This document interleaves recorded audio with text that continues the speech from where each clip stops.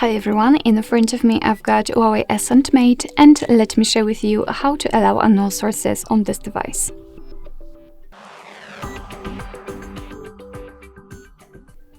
So first of all, we have to enter the settings, and here we have to scroll down in order to find the security. Let's tap on it. And here, as you can see, we've got unknown sources. So all we have to do is to mark this option. And as you can see, your device is informing you that you're doing it on your own responsibility. Some third-party apps aren't verified by the developer, so you may put your data and actually whole device at risk. So really remember about that and choose the apps wisely, choose the source wisely. So let's tap on OK, and as you can see, this option is right now active, which simply means that your device is allowed to install some non-market apps. Of course, you can turn it off whenever you want to, just by tapping on this option again.